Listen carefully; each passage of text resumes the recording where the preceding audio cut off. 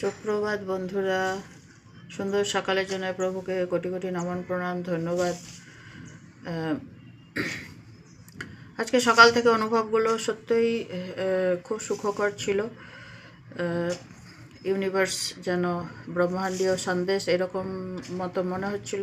সবসময় এরকমই অনুভূত হয়ে থাকে, আর আমি সেগুলোর মধ্যে একটু নিজেকে যেন তলিয়ে দেখি আর সেই রকমভাবে উঠে আসি, অবগাহন করে আসি।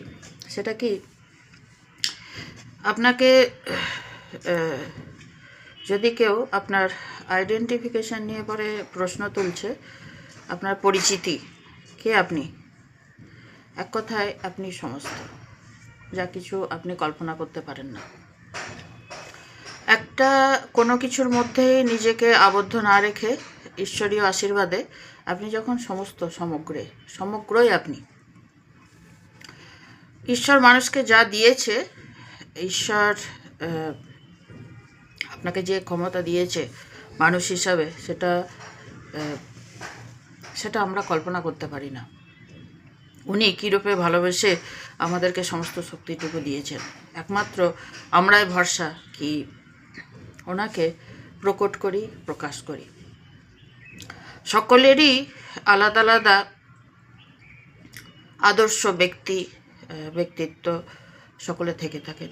অনেক আলাদা আলাদা বিষয়বস্তু হতে পারে, সেটা আপনার আধ্যাত্মিক হতে পারে, আরও অন্য অনেক বিষয়বস্তুর মধ্যে থেকে আপনার সেই আদর্শ ব্যক্তি আপনি খুঁজে থাকেন, সেই নিয়ে আপনি অবগাহন করে থাকেন। আপনি অন্তিম দিন পর্যন্ত আপনার সেই শ্রেষ্ঠ।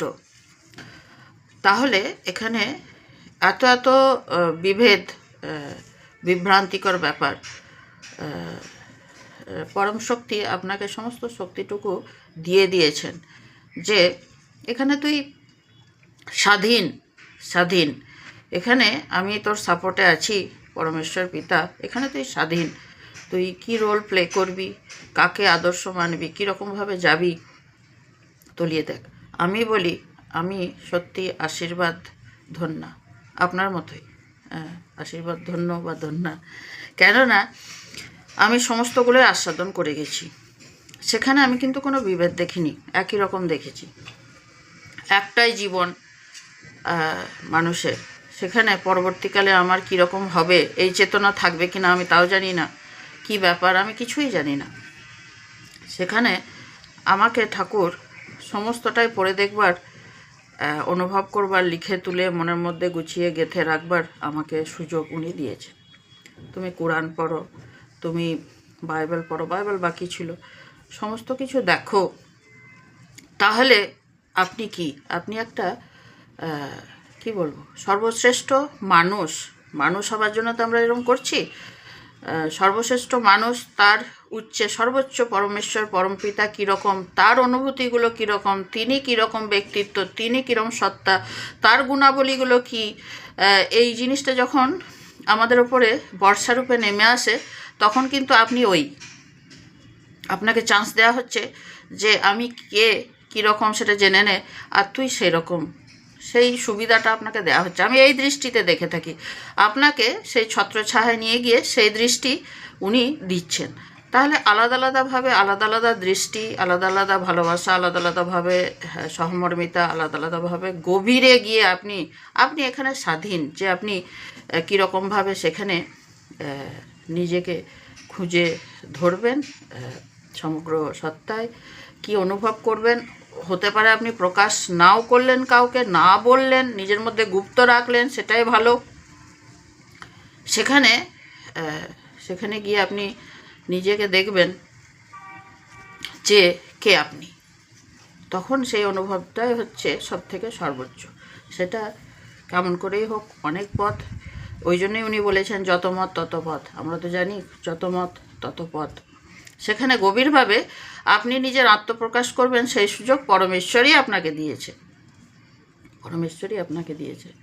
তাহলে আমরা সেই হিসাবে এত আশীর্বাদ ধন্য বা ধন্যা কল্পনা করতে পারবো না, যে ঈশ্বর আপনাকে কতটা ভালোবাসেন। মানুষকে নিজের থেকেও বেশি রূপে উনি সমস্ত শক্তি দিয়ে পাঠিয়েছেন। যে আমাকে তুই প্রকট কর, আর আমার অনুভবে সে বাঁচ, সেটাই হচ্ছে সর্বোচ্চ, আমি যা মনে করি। এবার আলাদা আলাদা আরও ভাবনাগুলো আসে, সেই সময় আমি তখন কিছু কিছু কথা বলে থাকি এরকমভাবে। আজকে হচ্ছে আমার মনে হলো একটু অন্যরকমভাবে সময়টা অতিবাহিত যদি করে থাকি, মন্দ কি আগের মতো সেই একই রকম প্যাশন নিয়ে আগেকার অতীতের আমি কীরকম ছিলাম। এই রবীন্দ্রনাথ ঠাকুরের অভিসার কথা কবিতাটি বোধিসত্ত্বাবধান কল্পলতা অবলম্বনে, কথা যেন বলতে গিয়ে শেষ হয় না, অনুভব যেন শেষ হয় না, সেইখানে গিয়ে বাঁচতে গিয়ে আমরা ইংরাজি কথাটা বলছি ওভারওয়েলড হয়ে যায়, সেখানে বাঁচতে গিয়ে আমরা ওভারওয়েলড হয়ে যাই, নিজেকে এত ভাবুক হয়ে যায় যে আমরা ভাবি কোনটা আমি আর কোনটা নয়, এই ব্যাপার। সন্ন্যাসী উপগুপ্ত মথুরাপুরীর প্রাচীরের তলে একদা ছিলেন সুপ্ত। নগরীর দ্বীপ নিবেছে পবনে, দুয়ার রুদ্ধ পৌর ভবনে, নিশীথের তারা শ্রাবণ গগনে, ঘন মেঘে অবলুপ্ত। কাহার নূপুর সিঞ্জিত পদ সহজা বাজিল বক্ষে, সন্ন্যাসী বর চমকি জাগিল, স্বপ্ন জরিমা পলকে ভাগিল, রূঢ় দ্বীপের আলোক লাগিল ক্ষমা সুন্দর চক্ষে। নগরীর নটি চলে অভিসারে, যৌবন মদে মত্তা, অঙ্গে আঁচল সুনীল বরণ, রুনুঝুনু রবে বাজে আভরণ, সন্ন্যাসী গায়ে পড়িতে চরণ, থামিল বাসব দত্তা। প্রদীপ ধরিয়া হেরিল তাহার নবীন গৌরকান্তি, সৌম্য সহাস তরুণ বয়ান, করুণা কিরণে বিকচ নয়ন, শুভ্র ললাটে ইন্দু সমান, ভাতিছে স্নিগ্ধ শান্তি।